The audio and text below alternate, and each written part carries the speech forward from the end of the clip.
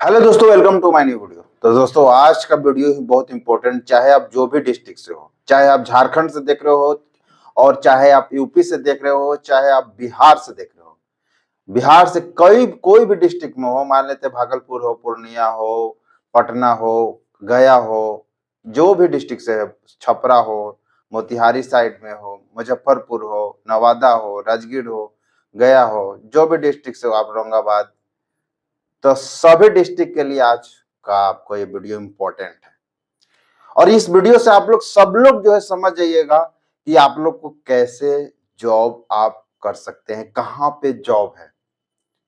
तो पूरा इस वीडियो को लास्ट तक देखिएगा। जो लोग चैनल पर न्यू है तो चैनल को सब्सक्राइब कर लीजिएगा और अपने दोस्तों के पास भी शेयर कर दीजिएगा कि उनको भी इंफॉर्मेशन मिल सके और वो भी जो है जॉब ले सके फ्री ऑफ कॉस्ट। ठीक है। तो दोस्तों, अब हम बात करना चाहते हैं कि भाई जो अब अगर आप कोई भी डिस्ट्रिक्ट से हो, अगर आप जॉब की तलाश कर रहे हो, तो आपको अपने डिस्ट्रिक्ट में 15 तारीख से लेकर के 30 तारीख तक जो है, मार्च में जो है आपको वैकेंसी मिल जाएगा। लेकिन उसके लिए क्या करने पड़ेंगे? अब यहाँ पे मेन डाउट आ जाते हैं कि सर ठीक है, मैं इस डिस्ट्रिक्ट से हूं तो मैं क्या कर सकता हूँ। हाल ही में जो मैं गूगल मीटिंग किया था उसमें जो बताया था, तो काफी सारे लोग को जो है जॉब मिला। मीटिंग में जब हुए थे बताया तो सभी लोग बोला कि जी सर, आपने सही बताया था, वो चीज सही में ट्रिक जो है आपका काम करता है।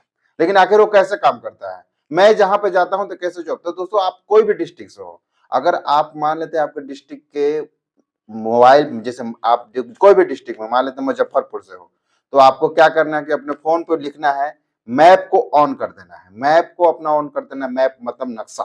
ठीक है। नक्शा पर लिखना है नियरेस्ट शोरूम। ठीक है। तो उसके बाद बहुत सारा आपका नियरेस्ट में जितने सारा शोरूम होगा वो दिख जाएगा। ठीक है।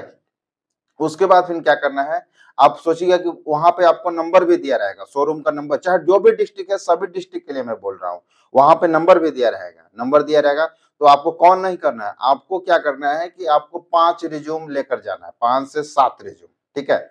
और सब रिज्यूम जो है एक ही टाइप का रिज्यूम रहना चाहिए। ठीक है। और जो भी आपको पहले से मतलब एक्सपीरियंस है, थोड़ा सा भी अगर एक्सपीरियंस है पहले से, तो आप जो एक्सपीरियंस को यूज कर सकते हैं, वहां रिज्यूम में मेंशन करवा दीजिएगा कि थोड़ा सा भी, कुछ भी। अगर नहीं है तो एज ए फ्रेशर्स भी लिख सकते हैं, लेकिन थोड़ा सा भी एक्सपीरियंस है तो कर सकते हो, लिख सकते हो। ठीक है। उसके बाद रिज्यूम जैसे ही आपने नियरेस्ट आप में सर्च कर लिए, मॉल हो, शोरूम हो, जो भी, उसके बाद फिर आप क्या किए, वहां पे गए। ठीक है। जाकर के किन से मिलना है, अब यहाँ पे मेन पॉइंट होता है। अब वहां पे जाने के बाद फिर क्या बोलेगा कि अनुपम सर ने भेजे हैं, तो वो नहीं जानेंगे कि अनुपम सर के हैं। ठीक है। अब आज के दौर में कल ही देखे थे कि मुजफ्फरपुर का भी शोरूम का काफी सारे लोगों को जो है नंबर प्रोवाइड किया गया है। ठीक है।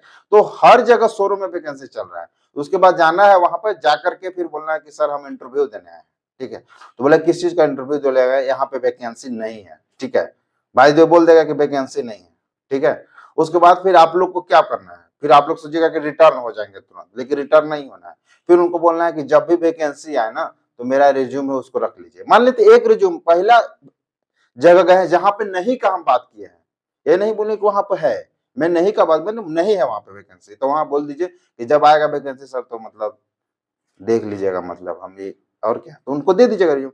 उसके बाद सेकंड जाते हैं, मतलब अगर 5-7 अगर जाते हैं तो आपको एक जगह जो कंफर्म पक्का से पक्का हो जाएगा। क्योंकि मैं हर जगह जाता हूं तो वैसे ही एक तरह से पता, जहां तक मैंने भी इस चीजों को ट्राई किया, देखा, मतलब कि सही में ये चीज सही में काम करता है भाई। ये चीज सबको नहीं आप लोग को बताने वाले हैं।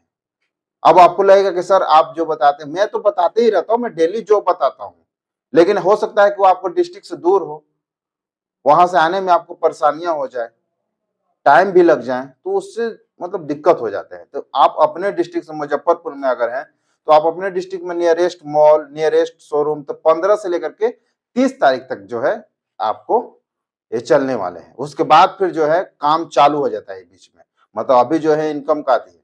अभी जो है मतलब लोग जो मॉल है, शोरूम है, अभी से लगभग बरसात तक जो है पूरा फिट कर लेते हैं सिस्टम। क्या होता है कि कुछ होली के बाद जो है कुछ कुछ लोग जो एक्सचेंज करते रहते हैं, या कुछ कुछ जो होली के बाद जो है नए नए मतलब होते प्लांट थोड़ा सा बढ़ जाते हैं, तो लोगों की जरूरत हो जाते हैं, नीड हो जाते हैं।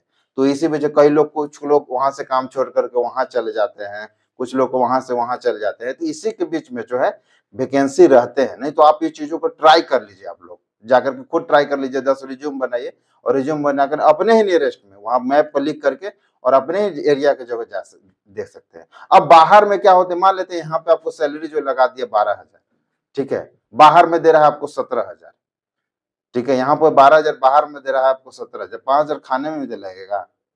शुरुआत में एज ए फ्रेशर्स जो है आपको सैलरी कम ही मिलते हैं, कहीं पे अगर काम करते हैं तो आपको सैलरी बहुत कम मिलेगा। लेकिन उसके बाद अगर वहां पे अगर काम कर लेते हैं तो उसके बाद सैलरी जो है आपको बढ़ जाएंगे, ठीक है, जब 12 है तो उसमें 13 होंगे, 14, क्योंकि वहां पर काम करें 15 हो जाएंगे फिर। तो धीरे धीरे करके सैलरी बढ़ते हैं।